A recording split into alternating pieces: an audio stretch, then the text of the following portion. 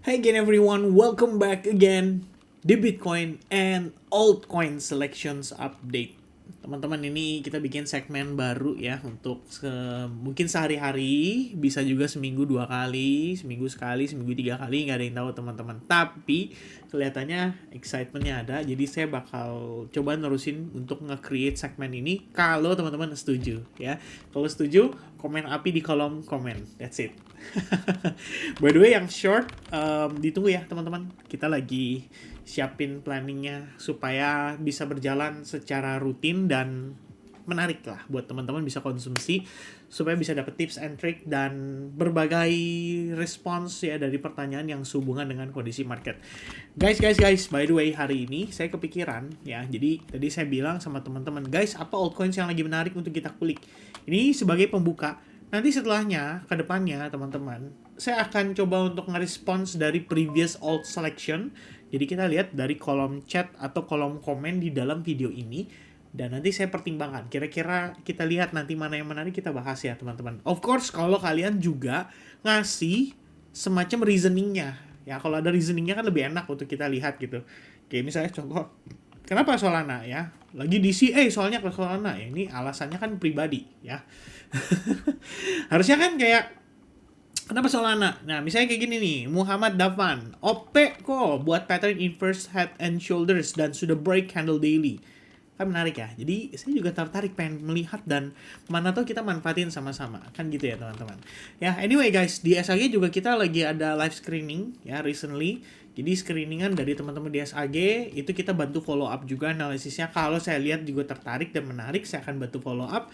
Jadi eksekusi, idea sampai ke follow up dan manajemen semuanya mungkin bisa dibilang dikerjakan bareng-bareng. Tapi tetap ya, personal plan, eksekusi juga berdasarkan personal plan, bukan ngikutin orang lain. Kira-kira gitu. Tapi itu jadi sesuatu yang menarik. Oke, guys, pada malam hari ini saya akan fokus ke price action ya. Jadi kita nggak banyak-banyak atau nggak lama-lama ngebahas tentang news atau fundamental yang mempengaruhi pergerakan pasar secara keseluruhan. Ya, saya akan hanya berfokus kepada price action.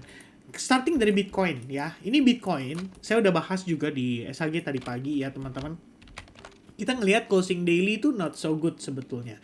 Memang sih dia closingnya bullish, tapi ada jarum yang panjang ke atas dan dia nge-breach key level atau area-area target yang sempat kita tentukan bareng-bareng berdasarkan length atau panjang dari subwave satunya. Jadi subwave satu saya tarik ke pullbacknya, dapatnya di angka segini teman-teman ya, dan kelihatannya ketahan di zona itu. Apakah itu level yang wajar untuk dia ketahan? Ya, karena juga merupakan previous low point. Ya, kalau Anda ingat di bulan November 2025 ya level itu gitu kan. Jadi dia create low, naik, and then dia turun gitu. Sekarang itu hitungannya ya dia retest ke situ. Dan kalau misalkan ada rejection, wajar ya. Karena time frame daily-nya juga kita lihat belum ada pullback yang proper gitu. 1, 2, 3, 4, 5, 6, 7 candle lah ya. Anggaplah dia bergerak positif. Jadi belum ada satupun candle yang pullback atau makan low candle previous day gitu. Ya, jadi anggapannya gini guys ya, nih biar kamu semakin jelas ya, biar enak ya ngelihatnya semakin tegas gitu. Saya pakai fitur replay dulu ya, khusus di sini time frame daily aja tok. Jadi kalau berdasarkan candlestick principle, seandainya ada candle nih ya, kayak gini teman-teman. Ini kalau dia closing di bawahnya, artinya kemungkinan besar bias hari itu atau besoknya itu masih bisa turun. Kalau dia closing di atasnya, itu bias kemungkinan di hari tersebut masih bisa naik. Jadi kesimpulannya, waktu ini kejadian, oh iya kita kepikiran, ini besok masih bisa naik gitu. Ya, selama apa teman-teman? Selama harga closing di atasnya dan tidak closing di bawah low-nya. Nah, kuncinya ini ya, kata kuncinya adalah selama dia tidak close di bawah low-nya. Alright, so what happen next? Price going up, ngepoke, tapi dia balik closingnya di dalam candle yang sama. Next day-nya, harga juga berusaha naik, ngepoke, tapi dia closing masih di candle internalnya. Dan di sini kamu bisa lihat juga sebenarnya kalau kita mau pakai low candle di hari sebelumnya juga aman ya, nggak dia close di bawahnya gitu. Karena kalau dia close di bawahnya, berarti kemungkinan next day-nya bisa turun lagi, next day-nya turun lagi, mungkin baru next day-nya nanti dia nge-pump lagi. Kira-kira begitu ya cara bacanya teman-teman. Lalu kita lihat, oh next day-nya dia nge-pump lagi nih secara signifikan. Kita ambil previous high-nya, kita marking di sini. Nah, kita ambil low candle-nya, yaitu di sini teman-teman. Ya, kalau harga nggak tembus level itu, berarti Bitcoin-nya masih bisa naik, right? And then what happen next?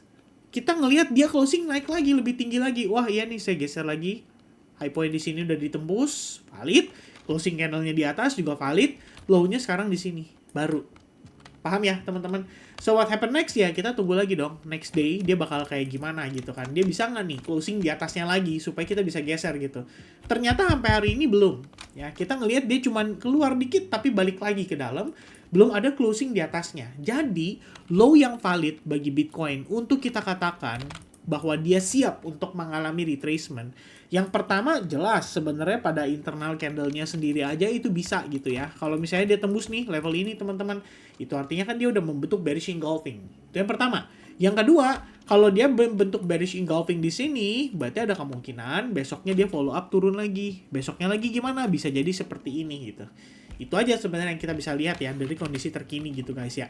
Jadi secara keseluruhan, this is our range currently ya, atau range kita saat ini gitu kan. Jadi kita bisa beranggapan bahwa Bitcoin itu dalam keadaan ya dia naik aja gitu ya. Di sini juga ada fair value gap, jadi bisa aja dia visit ke fair value gap. Yang kedua teman-teman, saya tadi ada beberapa saya bahas juga di sini. Please wait a moment. Nih ya. Saya tunjukin aja teman-teman sekalian. Daily to weekly outlook. Jadi saya udah jelasin nih, hyperliquid long short bias. Dari awal pertengahan April sampai akhirnya kita ngelihat itu di bulan Mei ya. Ini secara chart guys menunjukkan bahwa long bias pada hyperliquid itu lagi nge-spike tinggi banget. Artinya apa tuh? Sebenarnya artinya bisa jadi positif ya. Demand berarti ada peningkatan. Yang menjadi tidak terlalu positifnya adalah berarti kenaikan harga ini didukung hanya oleh futures market. Jadi kalau misalnya spot volume-nya cenderung rendah, demand dari spot volume atau yang tradisionalnya nggak terlalu signifikan, berarti ini fragile ya atau rapuh teman-teman.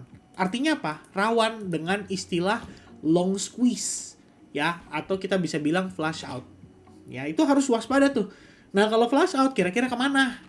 Kebetulan tadi saya ngecek berdasarkan chart liquidation map. Di sini kita bisa lihat bahwa di kisaran 78.000 itu lumayan tebel guys. Ya di atas shortnya udah pada dimakan nih. Sekarang kalau harga turun ke 78 aja, kita nggak bilang dia dibanting sampai ke 50.000, 40.000 ya. Itu cuma bilang dia koreksi ke 78 aja. Ini long squeeze terjadi, liquidation lumayan gendut. Ya, bakal dimakanin tuh orderannya dari para whales yang melakukan long position di kondisi yang cenderung agak belakangan gitu ya. Jadi kayak ngeliat nih naik lagi masih bisa naik nggak ya? Aduh gue belum beli spot lagi. Ya udah deh belinya pakai leverage deh gitu. Kira-kira begitu guys ya. Nah itu bisa terjadi. Jadi itu perlu kita waspadai untuk saat ini. Mengetahui fakta tersebut ya obviously kita harus lebih calm ya, harus lebih santai teman-teman transaksinya dan jangan terlalu dipaksakan untuk terus geber ya, untuk terus melakukan trade gitu. Apalagi besok NFP dan juga unemployment rate akan dirilis pada hari Jumat sekitar jam setengah 8 malam kalau saya nggak salah. Teman-teman bisa cek aja di economic calendar untuk memastikan. Jadi kalau misalkan kita mengetahui bahwa besok akan rilis data seperti itu, ya menurut saya nggak ada salahnya sih slowing down a bit ya teman-teman. Jadi better kita ya biarkan dulu data keluar, biarkan dulu market mendigest atau mencerna dari data tersebut dan make a move berdasarkan data tersebut, and then Sabtu Minggu mungkin baru aktif trading lagi. Itu kalau saya planningnya kayak gitu ya teman-teman, jadi nggak harus diikutin juga. Saya cuma lagi sharing aja sama teman-teman. Nah guys, kemudian kalau kita mengacu pada struktur, ini kan ada beberapa chart yang udah dari kemarin lah ya, yang saya sudah mapping ke teman-teman. Ini kebetulan 1382 tembus, 162 juga lewat gitu. Tapi biasanya kalau kayak gitu mentok-mentok paling 175 atau 172 gitu ya. Slightly above atau di atasnya, karena itu merupakan kondisi di mana dia terextend. Jadi rally-nya terkesan sedikit lebih kuat dari yang rata-rata. Nah, sehingga level tersebut sekarang kan jadi resistance nih, ya, functionnya teman-teman. Nah, terlepas dari kondisi itu, kita lihat aja secara sederhana, dari internalnya, apa sih yang teman-teman lihat? Ya, sekilas udah jelas di sini. Ada yang namanya head and shoulders pattern, ya. Dia tembus neckline aja, berarti dia bisa turun dulu. Kalau turun dulu, berarti kemana? Berdasarkan liquidation heat map, zona bawahnya itu ada di 78, teman-teman. Kira-kira di sini nih. Nih kemungkinan di sini nih yang bikin gendut kenapa nih? Karena kemungkinan banyak nih low ini bisa disikat nih ya sama market maker gitu. Ibaratnya di sweep nanti kan jebret baru nanti dia naik lagi, itu juga sangat possible untuk terjadi, apalagi di kondisi yang leverage-nya lagi heavy banget di long biasnya teman-teman. So you gotta be careful on that one ya. Nah sekarang internalnya gimana Vin? Guys, take a look ya, take a look di sini. Ini kondisi daripada price action-nya. Highest high, kemudian dia create higher low dong, karena dia udah create higher high lagi. Higher low-nya gimana? Nih penentuan ya. Saya nggak pakai lama teman-teman, langsung aja penentuannya di sini. Ntar malam gimana nih? New York open. Sebenarnya New York udah open sih ya, 20.30, sekarang 20.40, berarti udah open 10 menit gitu. S&P sama Nasdaq, kalau Nasdaq-nya naik, S&P-nya turun gitu kan. Lucu juga di sini kondisinya. Tapi Bitcoin-nya ngikut ke S&P ya. Seandainya turun, seandainya dia break, ya udah. Kita expect apa teman-teman? Kita expect Bitcoin bisa mengalami koreksi up to ke zona 79.000 dulu. Ini first stop ya. Saya nggak ngomongin time frame yang lebih besar dulu nih. Kalau lebih besar sebenarnya kita bicara stopnya itu di kisaran zona lebih kurang 76 sampai 74. Kenapa di 79? Masih ada zona ini ya. Ini adalah salah satu level atau area di mana sebelumnya Bitcoin mengalami rally cukup impulsif. Jadi di kisaran area itu dulu kita lihat apakah buyersnya masih attracted atau masih tertarik untuk membeli lagi dari zona yang sama. Ya, nanti kita lihat dulu, kita cek dulu, kira-kira seperti itu ya. But for now, dengan kondisi seperti ini, dengan kondisi USDT dominance juga yang berpotensi sedang mengalami koreksi atau retracement, bisa aja dia tembus ya teman-teman. Kalau misalnya nggak tembus sih bagus nih, dia turun lagi gitu. Tapi kalau dia tembus, ya udah tuh yang tadi kita expect ya. Retest ke 79 itu sama dengan USDT dominance retest ke sini. Dan level yang sama merupakan support resistance. Jadi, kalau saya lihatnya kondisi kayak begini, ya udah kita simple aja teman-teman. Berarti market ada potensi untuk retrace atau koreksi terlebih dahulu. Gitu ya, teman-teman sekalian. Nah, guys, untuk Bitcoin dominance ini masih sejalan dengan previous update yang saya post ke teman-teman di video terakhir, di mana harga itu membentuk rising wedge dan akhirnya dia breakdown dari rising wedge-nya. Ya, yang terjadi adalah Bitcoin dominance turun, testing ke area demand, yang artinya untuk beberapa altcoins mungkin udah boleh hati-hati. Takutnya kalau Bitcoin dominance mantul, efeknya ke altcoins-nya lebih kerasa gitu. Memang sih kalau kita lihat berdasarkan total 3, so far so good. Berdasarkan others market cap juga total so far so good gitu. Makanya beberapa hari terakhir saya tetap masih dengan long bias guys. Ya, nggak semua perfect setupnya. Ada di sini kayak mover tadi ya, saya putuskan gue close dulu deh menjelang New York Open gitu. Begitu di close dia meletus ke target awal sesuai dengan ekspektasi. Ada ICP yang saya decide close setelah dia testing ke previous high point. Ini udah kena high point, ya udahlah menjelang New York Open tutup dulu. Ya, kemudian ada Toncoin yang saya decide untuk close tapi akhirnya balik ke entry point. Tapi apakah akan re-entry? Itu yang nanti saya belum tahu ya. Cuma untuk saat ini kayaknya saya memilih untuk lebih sabar, lebih santai dulu aja sih. Nggak mau terlalu dipaksakan ya. Tadi sebenarnya juga sempat kepikiran pengen masuk di triple V ya. Ini kalau teman-teman lihat berdasarkan price action-nya, jadi saya pakai time frame berapa tadi? Kayaknya 15 menit. Oh iya, saya ngambil di bull candle ini karena sebenarnya terdapat fair value gap juga dari zona ini ya. Tadi kepikiran kayak gue apa entry di sini ya gitu, tapi balik lagi udah mau New York Open, ya udahlah tunggu New York Open dulu ya. Kalau misalkan ternyata nggak rezeki atau misalnya ternyata dia malah naik duluan, ya udah berarti unlucky gitu. Ternyata bener ya, karena tap langsung mantul running 1,5 hour ini kayak wah enak banget sebetulnya ya teman-teman. Tapi ya sudahlah ya, nanti kita mungkin lebih baik cari setup baru aja per besok gitu. Kalau saya sih mungkin rencananya kayak gitu. Nah guys, tiba waktunya ya. OP dari Muhammad Dafan. Oke, ini akan saya bahas terlebih dahulu. Tapi sebelumnya saya kasih conclusion dulu. Guys, intinya Bitcoin kalau time frame 1 jam dia closing di bawah low point ini. Closing ya. Artinya body candle benar-benar solid closing di bawahnya. Ya udah kita bisa expect pergerakan jangka pendek itu bisa retest ke zona bawah ya. Itu dulu teman-teman sekalian, karena di sini kita juga ngelihat udah mulai kebentuk lower high. Ya, minimal kalau kita bicara untuk internalnya aja tuh berarti bisa terjadi dulu. Ya, nanti dari sana apakah follow up-nya akan ke major break terhadap level tertentu dan akhirnya dia menjadi bearish lagi, atau dia tetap mempertahankan momentum bullish-nya dan retest terhadap level 84.000 tetap bisa terrealisasi. Ya, itu sementara yang saya lihat teman-teman. Oke, now guys, let's talk about the altcoins. Jadi OP buat pattern inverted ya. Kalau misalkan saya udah ini lunas ya gitu. Di video berikut ya, di video terbaru. Copy reply. Ya, OP nih dari Muhammad ya. OP kata dia, itu kalau kita lihat dari time frame daily sudah mengalami breakout terhadap inverted head and shoulders. And I think that's correct ya, teman-teman sekalian. Bisa kelihatan dengan amat sangat jelas di situ bahwa terdapat inverted head and shoulders. Dia break terhadap neckline-nya seperti ini. Break-nya juga impulsif. Mungkin kita perlu tambahkan dari segi volume. Volume juga not bad ya teman-teman. Saat break terjadi itu volume di atas rata-rata.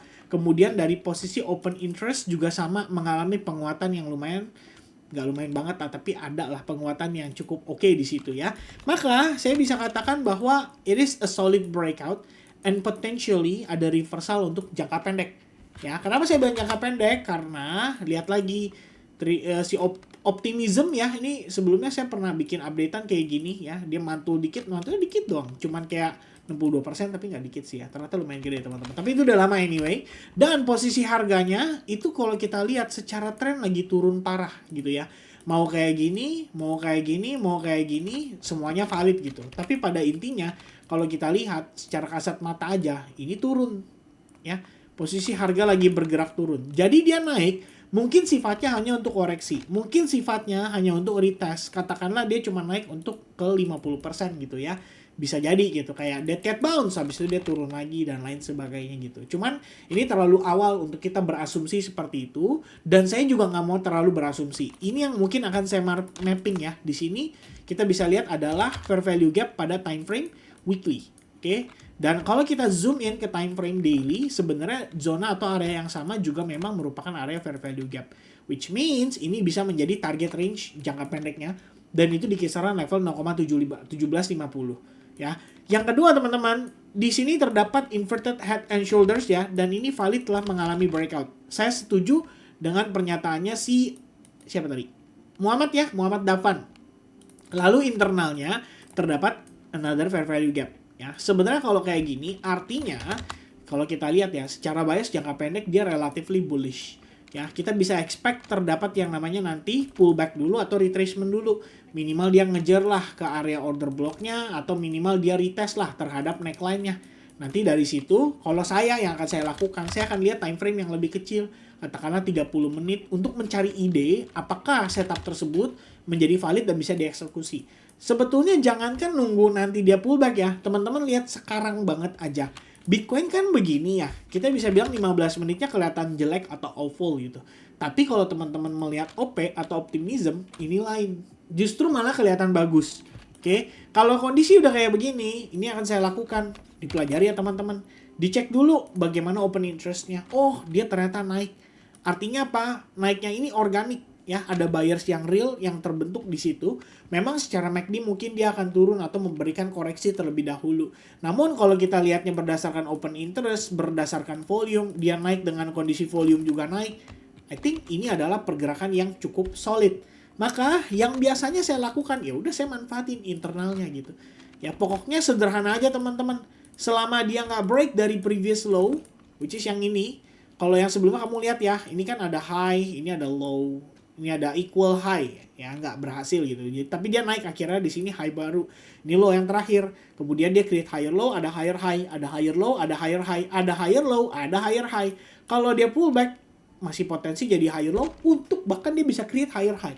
Ya, kenapa saya katakan kayak gitu? Karena technically optimism itu lagi outperforming rata-rata altcoins berarti. Ya, saya nggak bilang semuanya, tapi rata-rata. Kalau kita mungkin bedah satu-satu, ini kamu bisa lihat kayak dari segi chart, OP masih bagus nih. Ya, berarti apa teman-teman? Kalau saya nih begitu lihat kayak gini, saya kepikiran kayaknya bisa deh untuk gue utilize gitu ya, minimal untuk trading jangka pendek.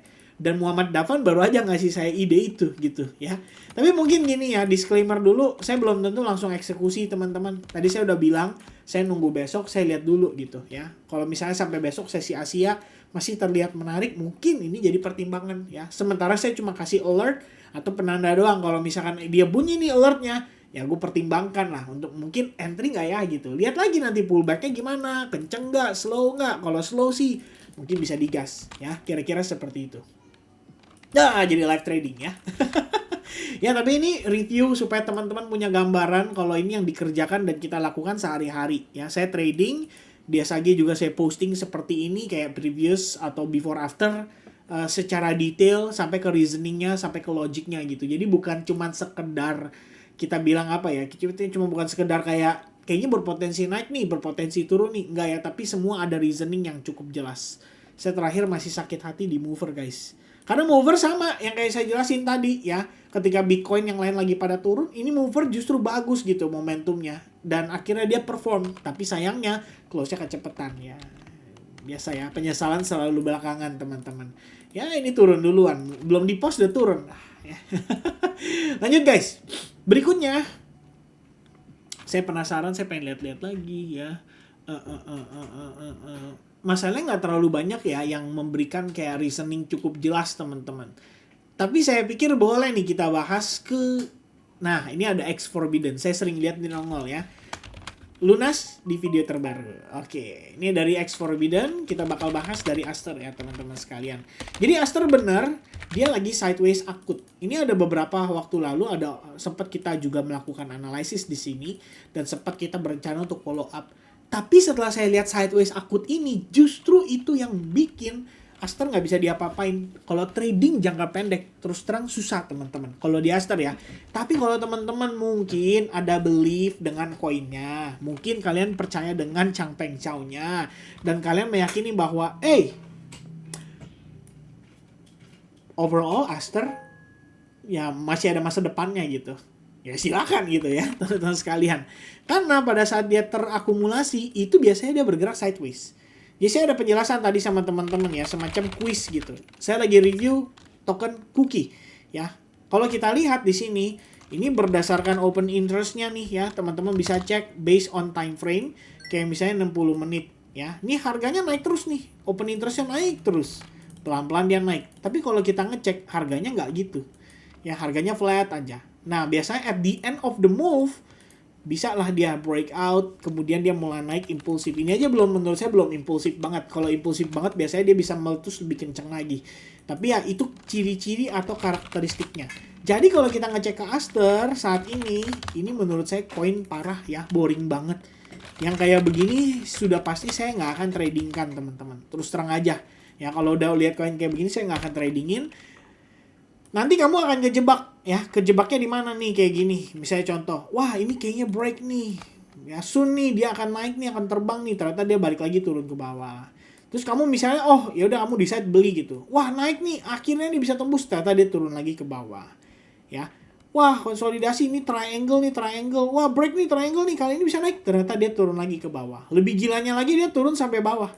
Jadi benar-benar di sweep dulu, habis itu apa yang terjadi? Balik lagi ke atas. Ya, nah ini capek banget. Yang model kayak gini saya nggak akan follow up ya.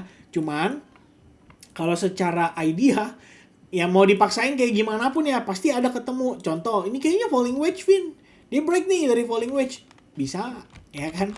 Kamu lihat di sini inverted head and shoulders nih Vin, kayaknya abis ini bakal naik deh, bisa juga teman-teman sekalian ya. Jadi apa teman-teman, kalau misalnya model yang kayak X Forbidden tanyakan, ini kalau bagi saya ya, saya mungkin gak akan follow up gitu. Tapi kalau misalnya ada rencana mau sedikit lebih spekulatif lah, mungkin memanfaatkan di spotnya gitu ya. I think konsolidasi kayak gini artinya good ya, ada yang jaga harga gitu. Dia nggak bikin harganya bergerak lebih rendah, tapi nggak ngepam juga ya kan. Kalau misalnya yang jaganya itu adalah dengan berjualan, menurut saya retail bodoh mana ya, ini sampai saya pakai bahasa kasar, mohon maaf ya teman-teman, retail mana nih yang tertarik nahanin harga di sini gitu ya. Dan distribusinya atau distributornya, atau kita bilang mereka yang berjualannya kok cukup gila gitu ya, mau jualan di harga yang rendah gitu. Kalau Anda lihat retail aja bisa nahan barang nih, berarti kan gampang untuk membuat retail lebih tertarik. Lu pam-pam dikit, goyang dikit aja, harga breakout dikit, pasti retail akan makin banyak yang tertarik. Nah, itu best timing untuk buang barang. Kalau saya adalah market makernya, logikanya kayak gitu. Tapi kalau kondisinya terbalik, retailnya jualan terus, nggak cukup kekuatannya untuk ngebanting harga Aster, artinya di balik itu ada yang nahan barang dong, ada yang nahan harga dong di sini. Gimana caranya nahan harga? Ya dengan ngambilin barangnya. Jadi ada proses akumulasi tapi secara halus kita lihatnya ya. Jadi dibikin kapitulasi, boring, nggak kelihatan ada pergerakan, which is biasanya retail paling nggak suka atau nggak tertarik ngelihat yang kayak begini. Ya, that's on my opinion, teman-teman. Alright, so nggak banyak tarik garis ya, karena ini menurut saya kita bicara soal how the market maker ya mungkin creating momentum untuk siap-siap ngelepas tembakan gitu. Ya itu in my opinion ya. But I can be wrong guys ya. Jadi tolong jangan ditelan mentah-mentah. Alright. Nah, next one. And also the last one. Ya, and also the last one. Let me check ya. Mana yang kira-kira menarik dari segi pertanyaan teman-teman. Saya punya ide. Ini aja nih, subscriber setia ya. Member dari YouTube channel Kevin Saili selama 3 tahun 1 bulan. Tidak mungkin dong saya abaikan ya. Lunas ya di video terbaru, dan terima kasih ya sudah menjadi supportive membership di YouTube channel saya. Alright ya, the last one is gonna be Ondo, teman-teman sekalian. Ondo itu menurut saya sempat menarik banget ya. Jadi kita ngelihat ada satu yang sempat nanya saya ini pada saat live streaming gitu. Dia udah bilang kayak, kok Ondo nih breakout gitu. Which is saya setuju ya. Saya setuju. Dalam artian ini sebenarnya good banget ya untuk dimanfaatkan trading jangka pendek gitu. Apakah Ondo bagus untuk tahan jangka panjang? Ini yang saya nggak tahu terus terang. Karena sebenarnya secara fundamental Ondo Finance bagus. Dia nawarin obligasi atau bonds di US. Dan bisa dibilang contoh real life ya untuk yang namanya real world asset gitu. Jadi ibaratnya ada orang tuh bisa bertransaksi beli bond dengan cara menggunakan Ondo Finance itu. Which is sebenarnya bagus gitu fundamentally. Tapi kan kita tahu ya dari token Ondonya kan nggak perlu ada keperluan seperti itu gitu kan. Karena at the end of the day orang mampir ke Ondo Finance itu untuk membeli bonds-nya gitu kan. Ya itu ya sebenarnya yang harusnya kita perhatikan gitu. Jadi apakah sebaiknya kita berinvestasi dengan membeli token Ondonya?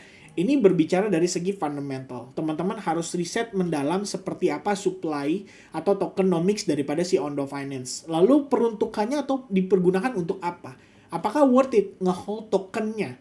Atau lebih worth it pakai fiturnya, aplikasinya, atau pakai dia punya kita bisa bilang servisnya teman-teman. Kalau misalkan lebih ke arah sana dan ternyata setelah menarik pun nggak banyak yang menggunakan, artinya ini koin bisa dibilang mati suri. Takutnya begitu ya. Nggak jauh beda dengan altcoins lampau yang sudah ngelewatin cycle bercycle, bahkan nggak bisa ngejar ke all time high-nya lagi. So there's not any different dengan altcoins yang lain. Jatuhnya lebih ke sarana spekulasi gitu.